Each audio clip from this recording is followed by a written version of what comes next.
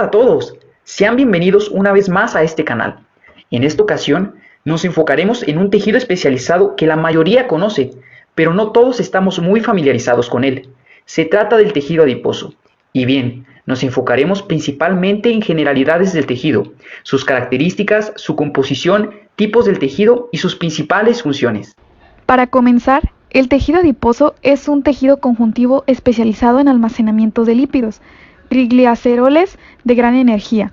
Se puede considerar como un tejido conectivo un tanto atípico, pues esto que posee muy poca matriz extracelular, pero su origen embrionario son las células mesenquimatosas, derivadas del mesodermo, las cuales dan también lugar al resto de los tejidos conectivos. Representa el principal reservorio de energía del cuerpo y corresponde del 15 al 25% del peso corporal. Este tejido regula el equilibrio energético para satisfacer la demanda energética del cuerpo cuando hay escasez de alimentos. El tejido adiposo está presente en todos los mamíferos. Su capacidad para almacenar lípidos depende de sus células, los adipocitos, que pueden contener en su citoplasma grandes gotas de grasa. La grasa es un buen almacén de energía, puesto que tiene aproximadamente el doble de densidad calórica que los azúcares o las proteínas. Estos almacenes se emplean para proporcionar moléculas energéticas a otros tejidos o para generar directamente calor. Los adipocitos se agrupan estrechamente y en gran número para formar el tejido adiposo. El lugar donde más abunda este tejido especializado es el tejido subcutáneo, siendo más específicos en el panículo adiposo, localizado a nivel profundo de la dermis, pero siendo la capa más superficial del mismo tejido subcutáneo. En el organismo humano podemos encontrar dos tipos de tejido adiposo. Uno es el tejido adiposo blanco y el tejido adiposo pardo. Pero primero, para comprender las funciones del tejido, necesitamos entenderlo a nivel microscópico, como unidad estructural y funcional. Nos referimos al adipocito. Cabe mencionar que el adipocito, a pesar de desarrollar distintas funciones del tejido y que se le menciona como la unidad estructural en muchos contextos, no es el único tipo celular existente en el tejido, y ni siquiera el más abundante. Entre otros tipos celulares del tejido adiposo se han descrito células madre, preadipocitos, macrófagos, neutrófilos y células endoteliales.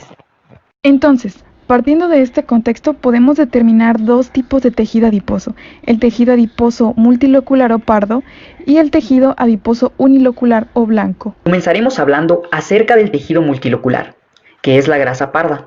Está formada por adipocitos maduros, que contienen no una, sino numerosas gotas de lípidos. La grasa parda es frecuente en los animales invernantes y en los fetos y neonatos de mamíferos, mientras que en los adultos está muy reducida. Durante el desarrollo, la grasa parda aparece antes que la blanca. Los adipocitos multiloculares son más pequeños que los uniloculares, y su núcleo no solo suele estar aplanado, sino que es redondeado y se sitúa en cualquier parte del citoplasma.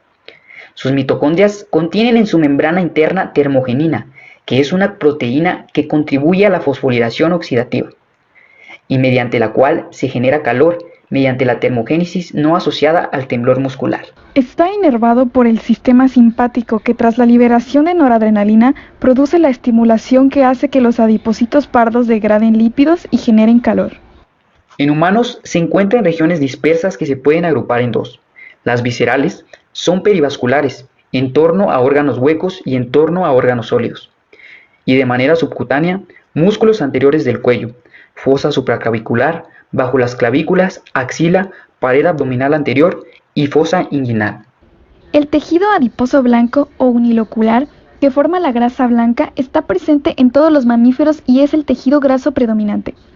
Las células que forman este tejido, los adipocitos, son células redondeadas muy grandes, de más de 100 micrómetros de diámetro, que poseen una sola y gran gota de grasa, la cual ocupa prácticamente todo el citoplasma. De ahí el nombre de unilocular. Tanto el núcleo como el resto de los componentes citoplasmáticos ocupan un fino espacio periférico, próximo a la membrana plasmática.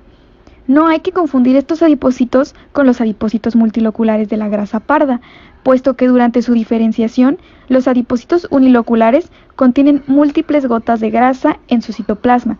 Todas esas gotitas de grasa se consideran en una sola cuando el adipocito madure. Es decir, los adipocitos de la grasa blanca pueden pasar por un periodo multilocular durante su diferenciación. El adipocito que forma el tejido adiposo unilocular se encuentra con su núcleo y sus organelas presionadas en la periferia celular. Este tipo de adipocitos que forma el tejido adiposo unilocular o blanco puede llegar a tornarse amarillento cuando abundan los carotenoides. Este mismo tejido presenta preferencias en su ubicación corporal, se localiza en diferentes regiones del cuerpo y sobre todo en dos regiones, la subcutánea y la abdominal. En humanos existen zonas de alta acumulación de adipocitos, que suele tener diferentes localizaciones en hombres y en mujeres. Regresando un poco a los adipocitos, se hallan separados entre ellos por finas capas de tejido conectivo laxo, formados sobre todo por fibras reticulares, que son secretadas por los propios adipocitos. Además, rodeando al adipocito, próxima a la membrana plasmática, hay una fina y característica capa de material extracelular denominada lámina externa, similar a la lámina basal de los epitelios. En las zonas del cuerpo del animal sometidas a estrés mecánico, el tejido adiposo forma lóbulos, los cuales son un grupo de adipocitos separados por láminas de tejido conectivo denominados septos, que pueden ser más o menos anchas dependiendo de la resistencia mecánica que deban soportar. Entre las funciones del adipocito son la regulación del apetito y del gasto energético. La leptina es una hormona que regula el apetito. Su principal función es la de inhibir la ingesta de alimentos y aumentar el gasto energético, para mantener constante el peso corporal. La leptina es la responsable de generar la señal de saciedad en el cerebro. También encontramos factores que actúan sobre la respuesta inflamatoria y la respuesta inmune, en la que actúan las citocinas y también se ve una actividad de la resistina. La IL-2 induce preponderantemente la proliferación y activación de los linfocitos T.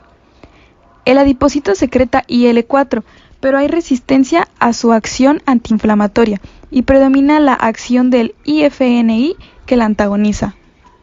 Los adipocitos secretan también angiotensinógeno PAI-1, que actúa para generar una hipertensión, que ante una hemorragia grave tenemos una acción positiva en la intervención del sistema renina-angiotensina-aldosterona.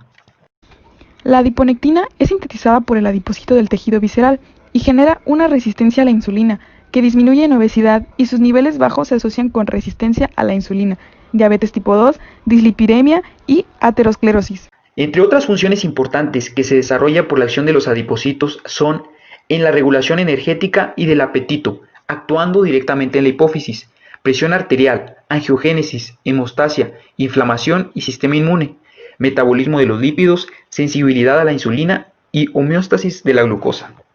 Ahora entremos un poco más en la lipólisis y la lipogénesis, que son procesos fundamentales para que los adipocitos tengan la capacidad de almacenar ácidos grasos. Como ya se mencionó anteriormente, el adipocito es una célula que presenta la maquinaria adecuada para almacenar una gota lipídica en su citoplasma, sin que se produzca daño asociado. En la lipogénesis, se permite la entrada a la célula de ácidos grasos, que se esterifican con una molécula de glicerol a los adipocitos, originando los triacilgliceroles, mientras la lipogénesis es la salida de ácidos grasos desde la célula adiposa. Es un fenómeno activo y regulado por diversas señales. Como ya se mencionó con anterioridad, el principal depósito adiposo es el subcutáneo, que se encuentra en una importante superficie del cuerpo, pero principalmente en la zona proximal de las extremidades inferiores y en el abdomen. Adicionalmente, existen diferentes depósitos adiposos dentro de la cavidad torácica, abdominal y pélvica.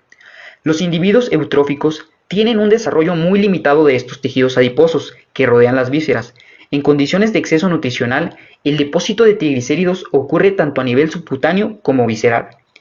Los principales depósitos adiposos viscerales son las que se desarrollan en el mesenterio, pero también hay desarrollo de tejido adiposo a nivel perirrenal y pericárdico. El tejido adiposo también tiene una importante función endocrina mediante la producción de factores y moléculas denominadas, en su conjunto, adipocinas, que afectan a la sensibilidad a la insulina e influyen en la homeostasis del metabolismo.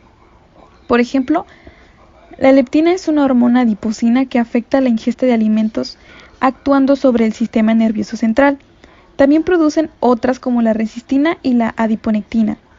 A su vez, el tejido adiposo está regulado por hormonas como la noradrenalina y los glucocorticoides que favorecen la liberación de los ácidos grasos de los adipocitos, y la insulina que provoca el almacenamiento de los triacilglicéridos.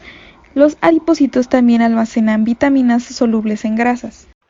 La hiperplasia, hipertrofia y el acúmulo de ácidos grasos en el tejido adiposo desencadenan diferentes procesos oxidativos, entre ellos la lipoperoxidación, que llevan al reclutamiento de macrófagos y al inicio de un proceso inflamatorio. La resistencia a la insulina es una alteración metabólica que aparece como consecuencia de la inflamación de bajo grado. El exceso de ácidos grasos libres también inhibe la función del receptor de insulina, por la activación de una serie de serina quinasas que detienen la señalización del receptor de insulina.